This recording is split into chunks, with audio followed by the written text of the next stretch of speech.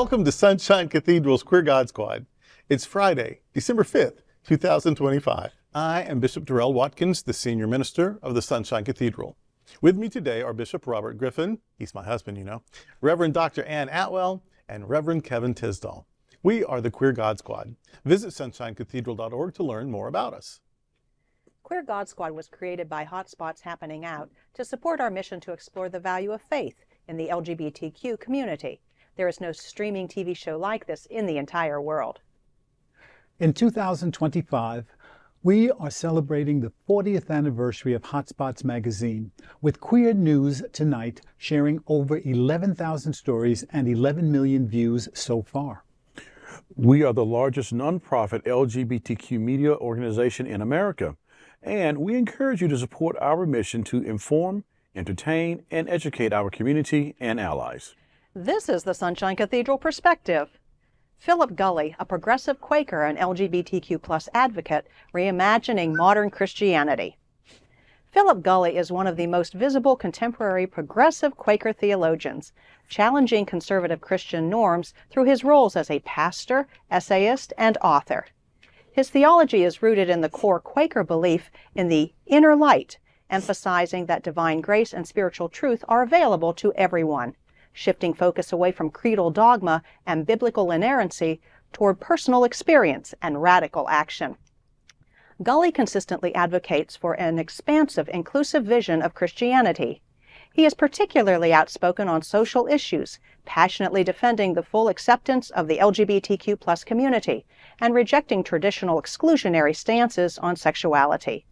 He critiques literalist views of heaven and hell, instead centering faith on ethical practice, forgiveness, justice, and selfless love. By emphasizing the, quote, concern for the least of these, end quote, as the true sign of faith, Gulley positions Quakerism as a vibrant model for socially engaged, compassionate, and non-dogmatic Christian life. So I watched an interview just recently about Philip Gulley, or he was being interviewed. And he said something to me that just really jumped out at me. Religion is a poor advertisement for the reality of God. Isn't that fabulous? And so the interviewer asked him, well, what is a good advertisement for the reality of God? And he said, justice, radical love, care for the least of these. To do otherwise is to serve empire, not God. And that really is Philip Gulley in just a few sentences. I know that he's a prolific writer. He has so much out there. He's somebody that you should definitely check out if you haven't done so already. Yeah, what I love about him is that he takes the scholarship and makes it accessible. You don't have to know, Greek and Latin words. You don't have to know a lot of history. You'll learn some from him. But he just starts where we are, and he just starts talking. And he breaks it down so simply. He also writes novels, by the way. If you just want to read some fun stuff. But his theology is really, I don't think he's ever said anything I disagreed with. And that's so rare. That's hard to find. Maybe a minute thing here or there, but the whole idea of all of the creeds, everything, all of the narrow interpretations of Scripture, all the dogma, anything that says this is all it can be, and you've got to accept this without question, that's almost always wrong. I had a friend who was a theologian in seminary who said, whatever we say about God is a mistake. Yep. Wow. Because we're saying something definitively that has no clear definition. You know what I mean? So you can't say anything definitively about God. So anytime he's like, this is what it is, and this is how it is, and this is all it can be. No, you're all kinds of wrong with that. So, and Gulley will never do that. Gulley will always say, if grace were true, and of course, supposition is this, well, then a lot of what we say and do and act like we wouldn't do, because we would trust grace, this unconditional, all-inclusive love. You can't earn it, you can't lose it. If grace were true, we wouldn't be so horrible to each other. We'd be more gracious if we believe grace. So he tells it, he shows us what we say and says, now, if we really believed that, we'd be so much better off. Instead of fighting over the dogma and the exclusions and who's in and who's out and what's right and what's wrong. Love, justice, the golden rule, humility.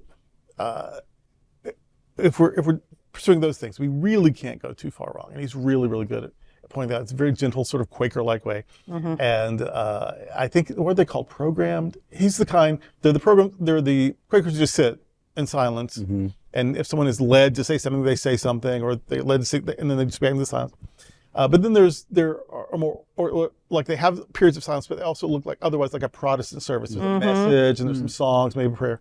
So I think he's from that. Yes, he is. That tradition, which is more prevalent in the Midwest, I think. But anyway, he's read everything that you can of his. It will. I haven't read all the novels, I have to confess, but I've read all the theology stuff, and it's really a good help for academics to learn how to speak to real people, and for real people to learn what academics already know. It's a really good bridge for that. So Philip Gulley. You know, reading this and doing a little research around him, he reminds me of a modern day Bishop Jack Spong. Especially with the reimagining around Christianity and everything that Jack Spong did, and he's doing the same kind of work.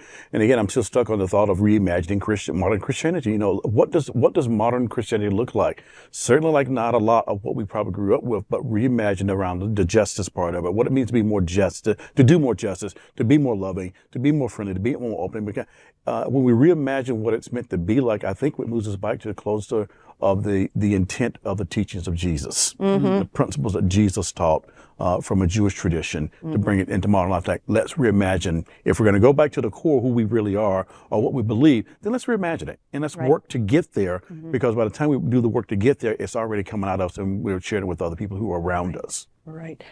That's the whole thing, that as I'm sitting here listening to us talk, the vastness of what's out there, and being able to rein in some of that to begin to understand where we as individuals might want to go.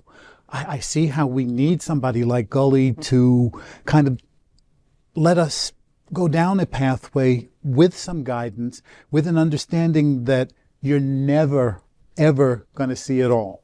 So take that out of your mind, forget about that, and look at what you can do, and go to the basics. Love your neighbor, treat your neighbor as you wish to be treated. All of the basic golden rules that we keep talking about. And if you stay on that path, I think that it's less fearsome, that there's too much out there that you'll never know everything. So take a little bit and make that maybe your goal for a long time.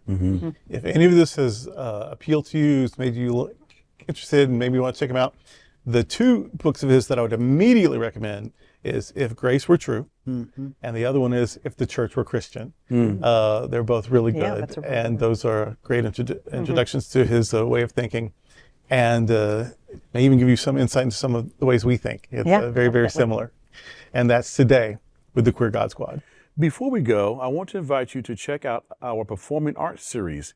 Here is a taste of what's coming up in December at the Sunshine Cathedral Center for the Performing Arts.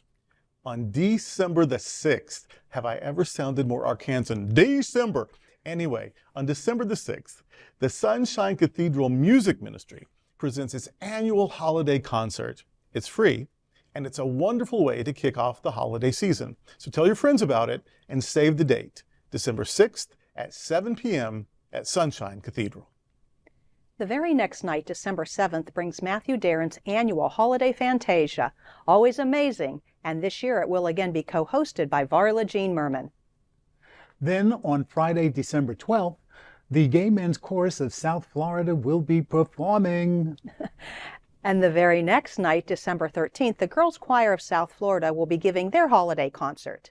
And the night after that, December 14th, it will be Broward Women's Chorale's turn to bring holiday joy in music.